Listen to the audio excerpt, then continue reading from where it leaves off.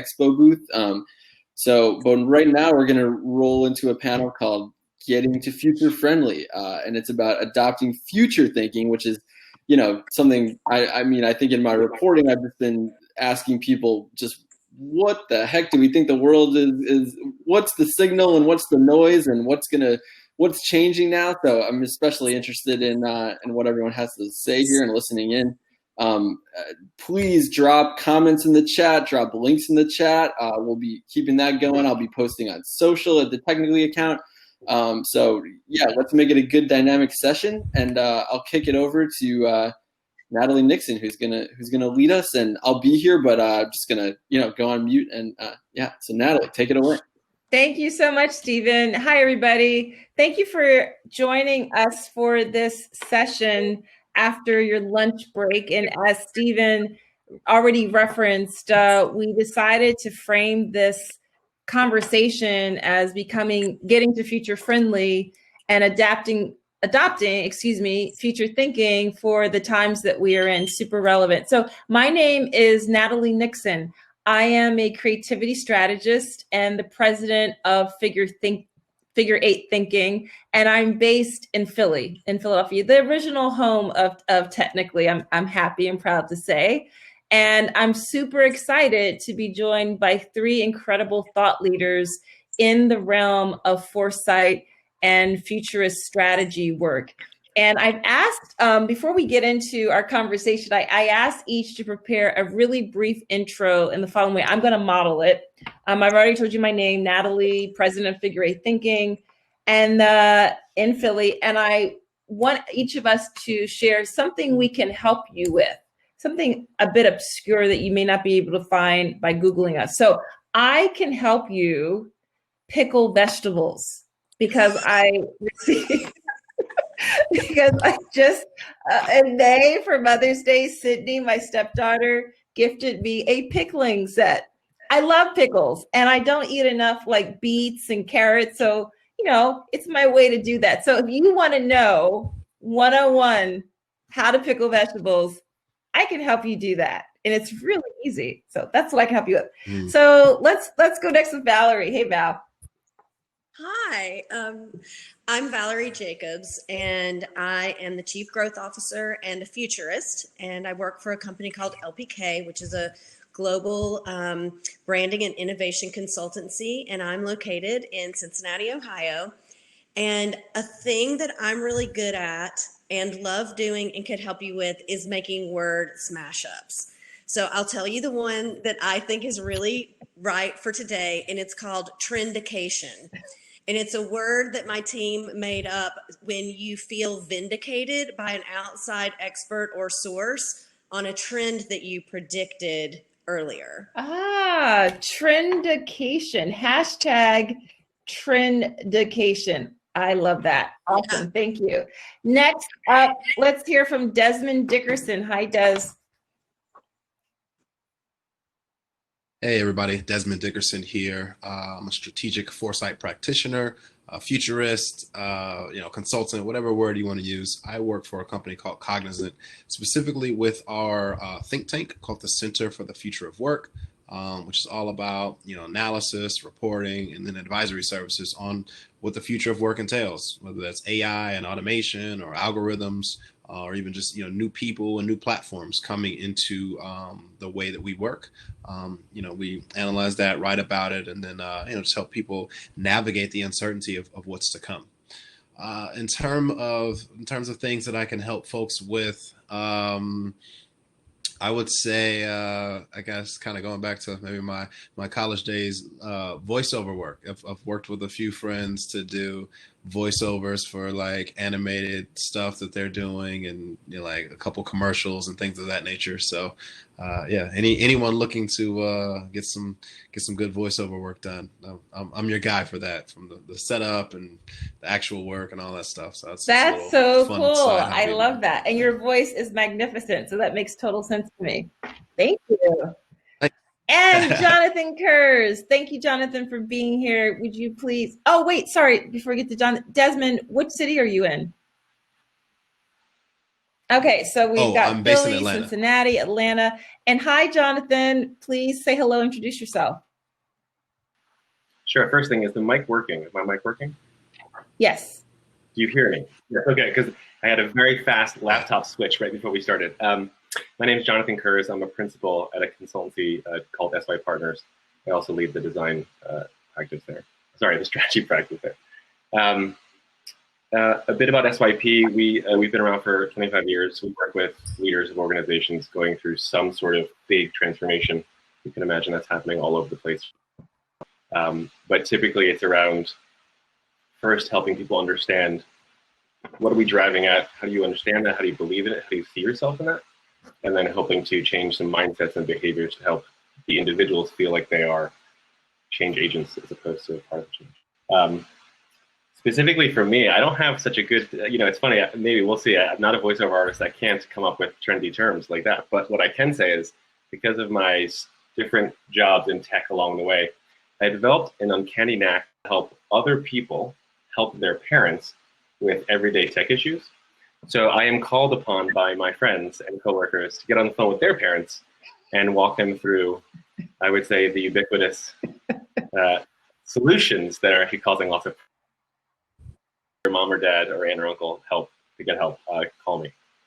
I love that because, what's the adage that if you can explain it to a kindergartner or to a grandparent, you really understand something. That's awesome. Yeah. Thank you, guys. Okay, so let's get into it. So we're talking about getting to future friendly. So my first question to the panelists is, how do you define a future friendly workplace culture? What does it take for an organization in 2020 to become future friendly? Why don't we begin with, have you caught your breath, Jonathan? I know you're having some technical challenges. Do you want to start us off, Jonathan?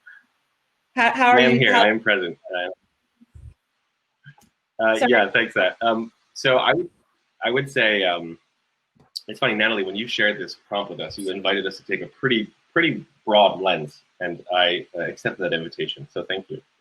So I started from a place of future friendly as a destination, as a way of getting there, and I'm certainly more in the latter camp. And I think that when we think about future friendly workplaces or societies, I think it's about helping people navigate today with elegance and with agency. And so when I bring it into the workplace, there's really two things. There are the people who are at the heart of our workplace, at our businesses. There's actually human beings there, and how do we help them move and evolve their mindset and the way they think through things, the way they act, the way they engage each other. And then I think of the businesses themselves. How do we help them thrive in a way that is done with awareness and intentionality? And I think if you put both of those together, they're not at odds with each other. One doesn't take priority over the other. I think future friendly is this perpetual motion machine of how do we help our humans thrive in a way that powers business, but not at the expense? And how do we help businesses move forward with awareness and intentionality, but not at the expense of our people, but as a way to invest back into our people? So if we can hit that, I think that to me is a way of moving towards future friendly. Awesome. That's a great feedback loop. Desmond, you want to go next? How are you defining and looking at future friendly? Yeah, sure. To me, it's all about building toward a preferable future and not just letting the present happen to us. So we think about kind of, taking that more proactive approach to the world that we want to see, and then thinking very critically about that future. So, one question that I would challenge, a client to ask, or even myself when I'm thinking about creating a future friendly environment, what's the future that you want your work to bring into existence? I think if you just kind of with that type of question, it makes you think about how impactful you are in building that. And then when you recognize the responsibility you have in that, it's of course going to make you, more inclined to build something that's friendly, that's people centered, that works for you, but also doesn't cause harm to any others. So that when I think of future friendly, work environments, workplaces, just think about those contexts and those questions that we can ask ourselves to start to develop a vision. I love that. First, it reminds me of the Hippocratic Oath, first do no harm, and just that question of what's the future you want your work to bring into existence. That's awesome. Beautiful question. And Valerie, how do you define future friendly? How do you think about it? You know, I've kind of been thinking about this idea that people have kind of fallen into a sense of malaise in thinking about the future. And it's William Gibson recently kind of coined it as being future fatigued. And so I've been thinking about being future fluent. And that's where I kind of believe that, you know, you've got trends and data sitting there, but those are just inputs. And then you turn that into kind of a strategic intelligence, and that's insight and foresight. But when you learn how to act on that, you become future fluent. And I think the way that organizations will become future friendly is when everyone in an organization is open to thinking about the future, has built a capability on acting on that, and they have sort of, instead of a fear of change in the future, they embrace it because they're future fluent. It's a skill everybody has, and it kind of is the anticipation muscle. Love that too. So we've got some wonderful visuals and questions that have emerged from you all as you're explaining being future friendly. So my next question is, could you kind of flesh that out a little further and maybe share by way of an example, what's one thing that you have been observing either in your own company, your own organization, or through your work with a client, that where you're seeing them become future friendly according to the way you've just defined it, which has been marvelous. How is your own organization trying to build a future friendly workshop? Anyone can start. I'll start, Natalie. You know, I kind of also think of it's so interesting. It's almost like you and I have talked about this a lot, that being a great futurist is really about present and having a willingness to go deep into the complex issues in our world. And I believe when you understand those and take the time to unpack them, that's what makes you more able to be optimistic and see yourself in the future. And kind of to that end, even though it sounds counterintuitive, the thing that I've observed in my personal workplace is, as all of these, I love what you said, Natalie, the triple pandemic has unfolded. We've upped our meeting cadence and we have open conversations throughout our company in different kind of modules where we are going deep into like what's happening. And it almost feels like group therapy, but it's actually bonded our company together. And I think it's increased culture, even though we're distributed. And I think we need that more than ever before. So I think it sounds super simple, like meet more, talk more, but I think it's the topics and the space for people to actually bring their feelings and thoughts and vulnerability into the workplace. Well, I love that, meet more, talk more, and people are feeling like they've kind of had it up to here with Zoom Palooza. So I'm just wondering, from maybe you can build on that, Valerie, and Desmond, Jonathan. Yes, it's simple. It's getting to the emotional place of work, and how do you manage that when we're only able to connect in this virtual environment? Desmond or Jonathan? Yeah, sure. I'll jump in a little bit here in terms of managing the humanistic side of things. Is first just being cognizant of it, being aware that we're not all robots, we're not all machines, and just giving folks that grace. It can take some effort to get up to do makeup or hair or however you want to address yourself for a video chat. So just understanding sometimes, hey, we've been doing phone calls for decades now, so it's fine to still do that. If that's going to give workers, colleagues, coworkers just a little peace to go through the entire process of doing the video chat. And then I think it's also important to think about just what's the purpose of it? A really awesome book. I think we talked about it before, Natalie. Priya Parker, yes, The Art of Gathering. Yeah. And just, one of the key things there is before you even meet, just have a strong understanding of why are you meeting? Is it even important? Is there a necessity for that? And then once you figure out, the importance of it, or if it's important enough to hold a meeting, then think about like, what do you hope to get out of it? And then frame your meeting in such a way, or frame your engagement or whatever it's going to be, so that you're still interacting with people. But maybe it's in a new and fresh way, or maybe it's a little lower stakes than some of the other meetings that you've had before. So I definitely recommend that to anyone who is looking to be more future friendly. I think first it's people friendly, and that definitely a terrific example of how to center people in the work that you do. And so that Desmond, needs let to be our me future. push back to ask you for an example. So where are you seeing people in your own organization at Cognizant or among some of your clients, answering this question that you pose of what's the future you want your work to be, and starting with being people friendly? How are you seeing, what's one way you're seeing that show up? Yeah, sure. So I think part of it within my own team, the Center for the Future of Work, is us having internal conversations about not just what's this new technology that's coming out, but but just putting more emphasis on, all right, as we're doing research on this new AI platform or research on this new augmented reality technology, what's the human toll that it might take, or what's the humanistic impact of that?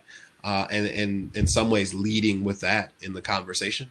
We're talking to tech folks, so everyone knows the latest and greatest technology. Everyone knows kind of how it's going to play out, or has a sense of how it might integrate with their current systems. But folks don't necessarily think of what impact it'll have on actual people.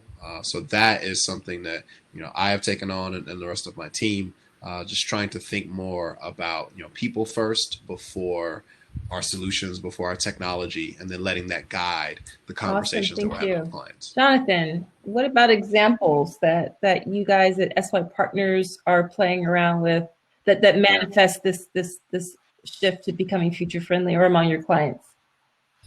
Well, it's so interesting, because both where Desmond is going and where Valerie is going, I want to follow them so heartily, and I will try. So first, I'll start with Desmond. Almost all the work that we do with leaders of organizations starts from that place of purpose, both institutional but also personal. Why are you here? Why is this entity here? Why would the world be a worse place? And if your answer immediately starts with profits, financial profits, then I think you need to broaden your lens quite a bit. And luckily, the kinds of leaders we're working with don't start solely from that place.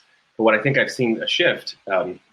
And some examples along that line, Desmond, is that I think more and more we're seeing people lead with their individual charter a bit more. So instead of standing behind, here's this company and here's what we're doing and here's why it's important, we're seeing CEOs and executive teams come to the table either with their own people or with the entire org saying, here's what is important to me, here's why I'm here, here's why I want to be of service to you. And it's really going deeper on the human side of that business world, which has been fantastic. And then the other thing, Valerie, where you're going around this idea of, I love Future Fluent, by the way, trademark it, and I will pay you licensing fees.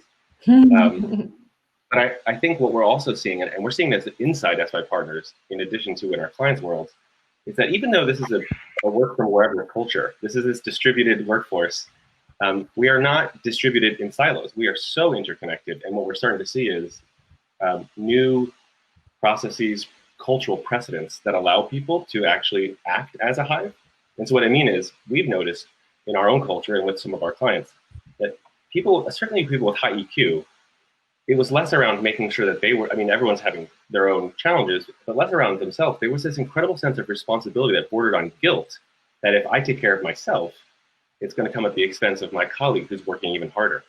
And so what we've tried to do internally, and we're doing this with a few clients too, is to orchestrate those ebbs and flows and those moments of actually honoring humanity and pausing. And what we're seeing is that it takes the pressure off of people navigating this moment individually and recognize that we're all grappling with what's happening. We're all moving towards the future. We're all individually growing.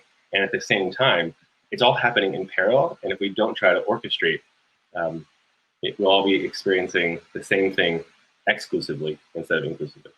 Nice, thank you. One thing I forgot to mention there that I wanted to jump back in with a very specific example, something I was excited about this summer. We rolled out at our company Summer Fridays, which was every other week. It was a 4-day work week. And that we've done research in the Center for the Future of Work on the impact of shifting to those non-traditional hours, whether it's a 6-hour workday, 5 days a week, or maybe it's a 4-day work week, and how that changes things and gives folks a bit of a refresh. Right now in this moment where everyone is so tense, with political unrest and the pandemic and so many other things, I think it was a good thing to implement in that regard.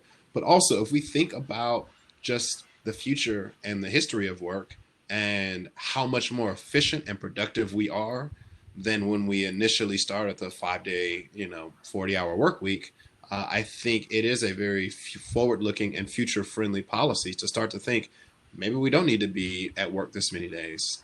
And then, going back to your points, Natalie, how does that allow us to be more rigorous for those fewer days that we're at work, and then, lean into the wonder of a full day on Friday to do what I want, to play, to garden, to go for a walk, to go to the beach, whatever that is. So I think that's the one policy to me that my company has implemented specifically that I think is. Do you think it's going to extend beyond summer?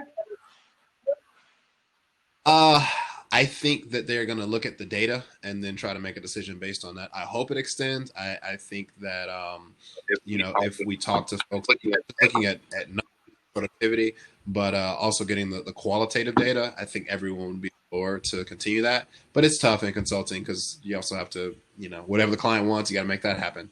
But I'd advocate that for any company. Awesome. Company. Listen, we had asked and encouraged people to leave questions and comments in the chat. And I do want to acknowledge Matthew's question. And then we're going to go into the panelists. I asked the panelists to show up with some questions of their own. And they're going to have a conversation responding to each other's questions. But Matthew has said he spent 4 years living and working in China. And he has not seen anything in the United States like the WeChat app.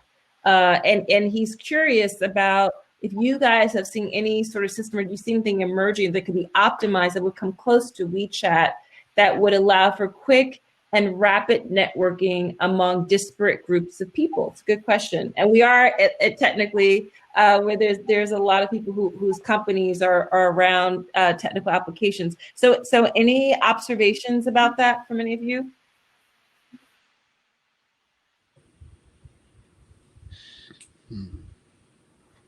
That's tough. I've seen some that work for folks that are already connected and friends, but to bring together disparate groups, that's the tough part.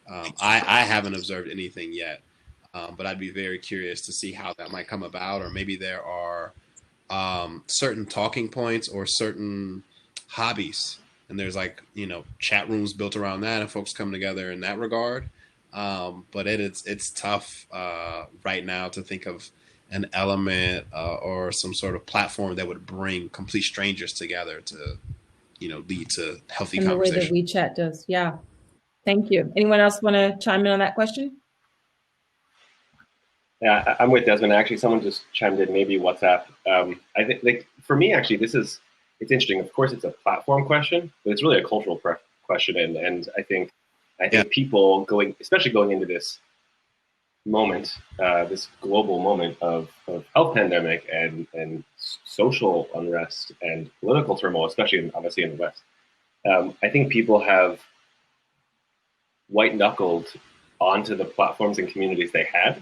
And so actually, what's interesting is a question of, even if that other platform existed, where it was specifically engineered to draw in different communities of different points of view or different talent, et cetera. My question is, through a behavior change lens, how do we encourage people to go there, and do they want to? And I think that's what, so it might be re-infiltrating the platforms that exist to try to broaden my relationship, then try to invent a new one. But I think it's a question. Right. Why reinvent the wheel? Awesome. Thank you.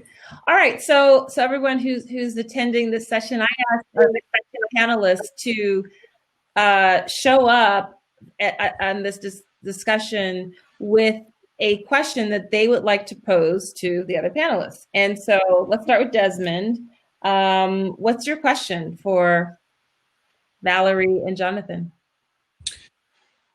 Yeah, so this ties back into what I was just saying about the 4-day work week, the wonder and rigor dynamic that you've talked about before, Natalie.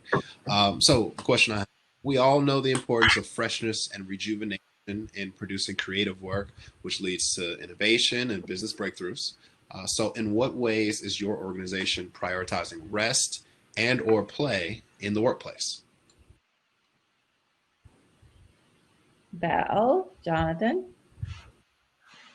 I have something, but Val, if you want to jump in, we'll go for it. Well, I would say two things on this front. Desmond, we've also been experimenting with some new ways of orchestrating the ebb and flow of work. And so it's not exactly Summer Fridays, but we've instituted we're SY partners. We sometimes like alliteration, so we have SY Pause.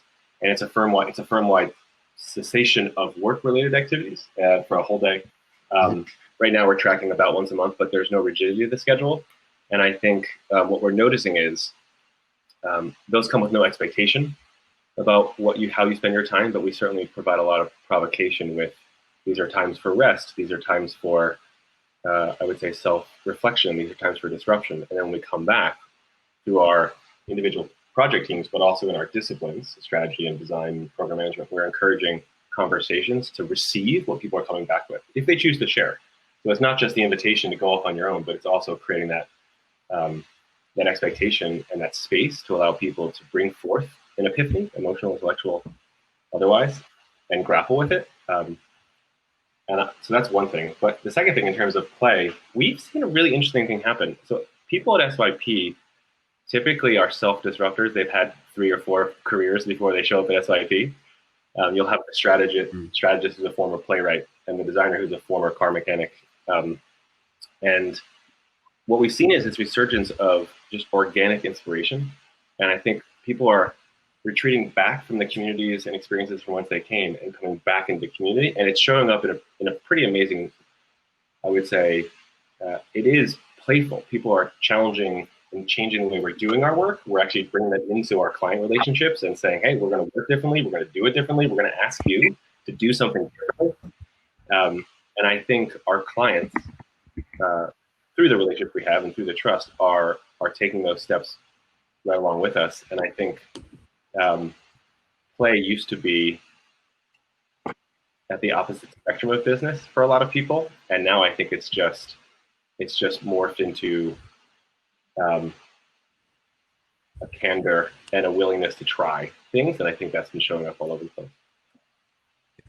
I wonder how many companies might initially need to gamify or do some other sort of nudge to initially incentivize people to pause. Because I do find some of my clients that it's a little challenging to turn it off, to step away, to walk away from the laptop, walk away from the computer. So I love SY Pause. That's wonderful. Valerie, any thoughts? Yeah, I had a couple of things. One of the things we did immediately was announce just get your work done in 24 hours. So you can, now if your team is having a meeting, you need to show up, but we immediately took the 9 to 5 thing off so that people could stop. Like, I've worked from the pool, work from anywhere. And so we just gave people a lot of flexibility to manage their own energy. And so there was that. We also then went to virtual forms of things that we already did. Like, we have had every month, sometimes more, we literally get on a Zoom call and play trivia or bingo or break into groups and do one day we all had to bring an image, and then you got randomly put into a Zoom group and had to write a story, like a movie storyboard with the random images that came. So lots of kind of cool things like that. And yeah, I mean, those, you know, I work in a creative agency, and so everybody really values that part of the creative and innovation process. And so I think we were probably more geared up. We probably had to work harder to figure out how to do that in this setting than the other way around. Oh, I love those examples. Those are wonderful. Okay, we have like only 14 minutes left, and we still need to hear the questions from Jonathan and Valerie. I'm going to end with your questions, Valerie. So Jonathan, what's your question for the panelists? So it does harken back a little bit to where I started, which is I think we're all doing things in different ways right now, and I think we're all seeing different amounts of energy spent on things that used to be easy, or things all of a sudden that are much easier now. So my question is, in the world that we're in now, how are people redefining their relationship with their investment and their return on investment, both from a people side, but also on the business side? I think we had some. What are you putting in, and what are you getting out, and how has your idea changed about that? I think in my organization, I think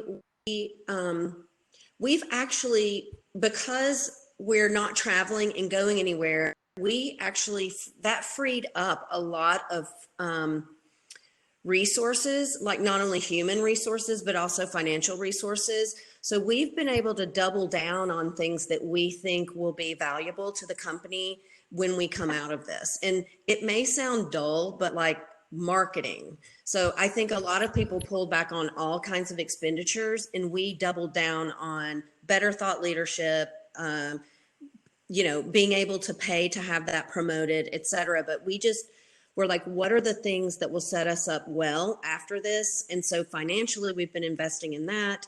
And then I think the human part, though, I feel is like really still unfolding. I think some people are actually able to give more in this time. And then there are the people who need a lot more grace. And so I kind of just feel like that we all have to show up with candor and vulnerability. And I think you guys were saying a high EQ while everybody navigates their own way through, you know, redefining their personal ROI. Thank you. Thank you. Awesome. Desmond? Yeah, I think in a similar way, you know, we've dialed it back on events, but conversely, we've been able to do more stuff like this, webinars. So I think just the work that we do, you know, being future focused, that's the type of content, that's the type of leadership that's very much in demand right now. So I feel we also have been just a little bit more efficient, knowing that our message is front and center, knowing that the work that we do, there's such a thirst for that right now. So there's been, you know, days of burnout for sure. But kind of are encouraged to keep pushing and keep going, knowing that, you know, the way that we're helping our clients is so timely. And it also kind of builds out a further business case for this type of work that we do, and the necessity of it, not just during a pandemic, but there's always a crisis. There's always some sort of chaos or calamity that's coming around the corner.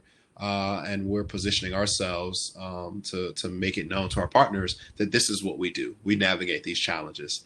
So yeah, we're just, you know, continuing to pour our ROI into content that shows that we live and breathe this type of work, with the expectation that the long play is that you know, we'll be there for partners going forward. It strikes me, Jonathan, with your question that the I in ROI, when we're talking about being future friendly, might be like a return on intimacy, right? And a return on interconnection. Really, really cool insights from Valerie and Desmond. Thank you for that. Valerie, your question for Desmond and Jonathan. And then we'd love to hear a couple questions from the audience. What's your question, Valerie? Well, I feel like people are always wanting futurists to be like great dinner party conversationalists. And so they go around asking all kinds of, you know, like, what are the trends or et cetera. But my question here is like, what trends do you think have been pulled forward, like where we thought something was going to happen in the future, but now it's happening right now? And what things have we predicted that we think won't happen now? All right. One trend that I've seen have an interesting play over the last year or so. So I just wrote a report, The Future of Food, and just how technology, innovation is changing how we eat, what we eat, all of that. And this whole like ghost kitchen, like delivery platform, like that was dead in the water. It was like, oh, it's not making enough money. This is going to happen.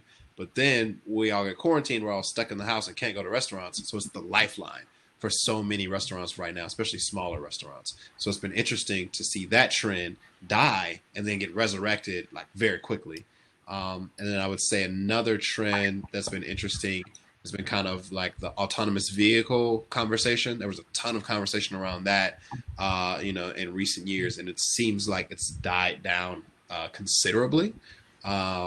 I would expect it to again, reach kind of a Phoenix-like situation where it comes to rise again. And I think less about people being transported by autonomous vehicles, but more about goods being transported as we're all kind of quarantined in homes for however much longer. There could be more and more use for these robotic systems that can move things to us. Interesting. Thank you. And I've just asked everyone to check out Desmond's report on the future of food via Cognizant. Definitely read that. That's awesome. Thank you. Jonathan, your thoughts? Yeah, Valerie, I love this question.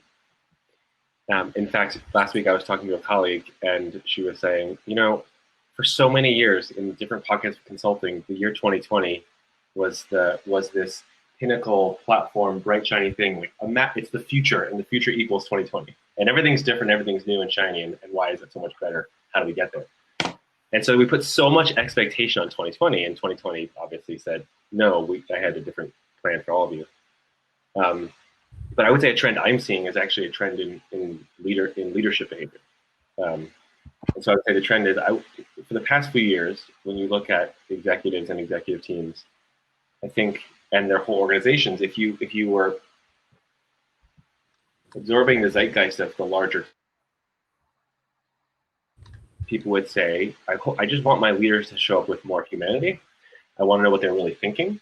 I want them to be bolder, to have more courage. I don't want to have standard business conversations all the time. I want them to hear me, and I'm ready to hear them.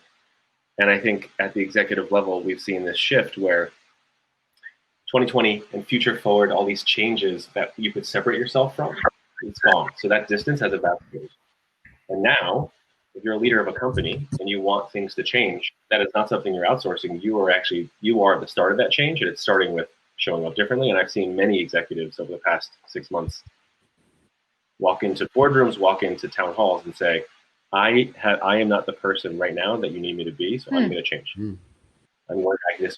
Or that strategy we put together, even Q1 of 2020, that has to change, because I'm going to be honest, none of it applies anymore. And so I think what is accelerated is people putting them at the center of change as opposed to separating themselves in a way that I hope and expect that trend to continue. I think what's decelerated is the opposite of that, which is people thinking that there's stability and ownership and control over the future. So I think what's decelerated, what you stop seeing is 5-year strategic plans around the business, and instead you're seeing, I think, a more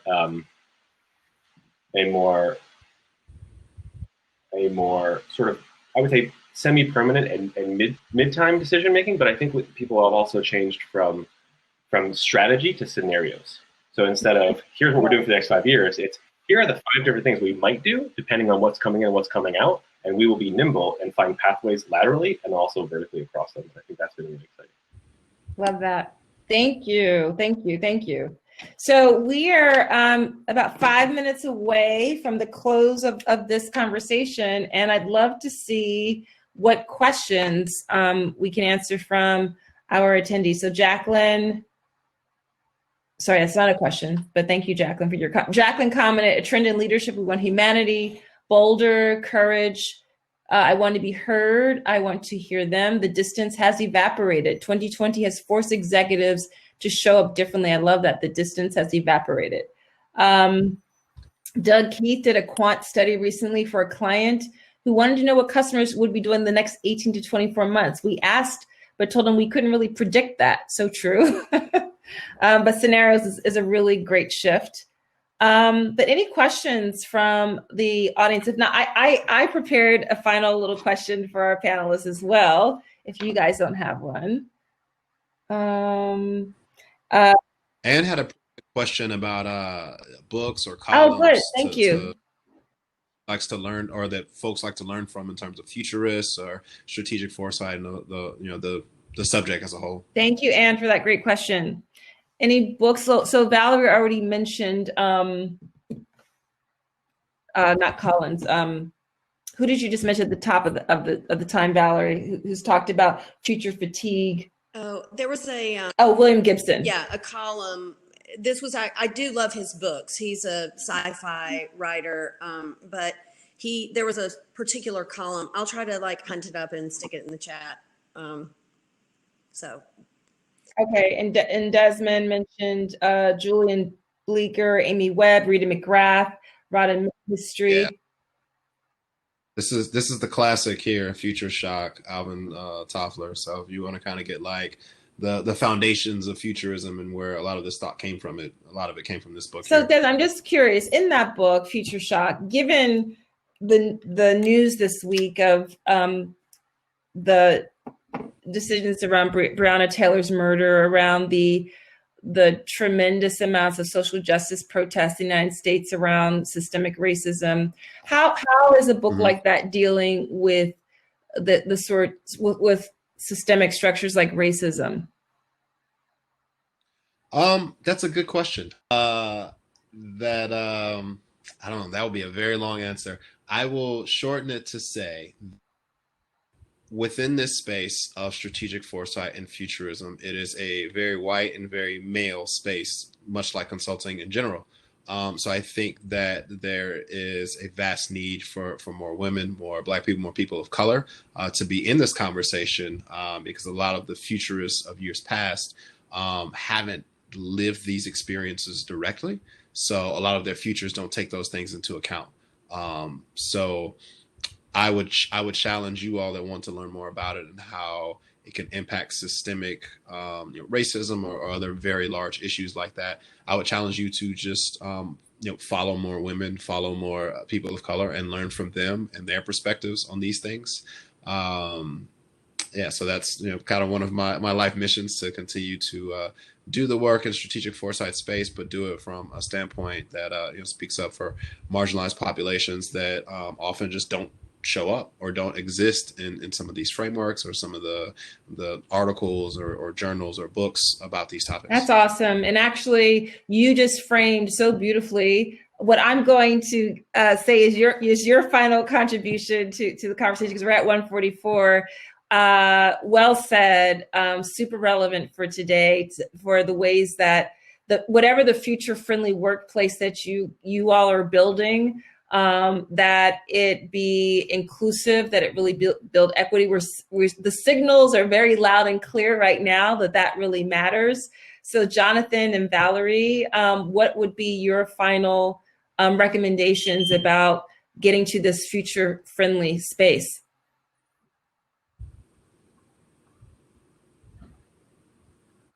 I feel like we've covered it in this call, but there's sort of a sense that we all need to let go. And that's letting go of the old paradigms, the old expectations about work and how it gets done. And I had just written in my notes that this is a challenge for everyone. It's just letting go of whatever expectations they had almost in their lives. So I'm going with that. Good. Thank you. Jonathan? I'll go quickly. I recently rewatched the film Powers of 10 by Charles Wright Eames. If you haven't seen it, it's short, but it plays with the idea of scale. I would say right now, one thing I would encourage, especially along Desmond's point, is helping people reframe themselves as part of a larger system, whether it's whether it's how they define community, whether it's the timelines with which they think they're a part of, far beyond their individual lifetime. But I think playing with scale and recognizing where you are in the broader system will help people show up with a bit more, certainly a lot more context, hopefully a lot more responsibility for the bigger picture. Thank you all for those amazing recommendations. I think they're optimistic and they're challenging at the same time. I would love just to share mine, which would be to redesign your relationship with time. I think we've always had that opportunity, and these moments are really forcing us to do that. And that, I think, speaks to how you're seeing yourself as part of these larger systems and being more human. And being more inclusive. So Desmond Dickerson, Valerie Jacobs, Jonathan Kurz, thank you so much. And back to you, Stephen. Hey, that was I'm reframing. I feel like I'm reframing everything, how I'm thinking about things, for today, how I'm going to approach my panel moderation. So it's excellent. That's coming up next. So thanks everyone for a great conversation. Lots of questions there to think about, lots of ways to reframe that we're thinking about, and yes, the importance of how we're really taking things from this time and making them a part of our thinking and workplaces going forward. So thanks to everyone that was a great if you're thinking about how to be a great audience that's interacting in the chat, for those out there, I think this was an especially popping one, I think, from what I've been in today. So that was awesome. Let's keep that energy going for the rest of the day. And we've got a couple more sessions of panels to check out. We've got Guy Raz, the host of How I Built This, and TED Radio Hour coming up at 4:00. So we've got networking, we've got the expo hall. So stick around, as they say. And thanks to everyone for this conversation. I really enjoyed it. So. Thank you. Thanks, everybody. Have a good weekend.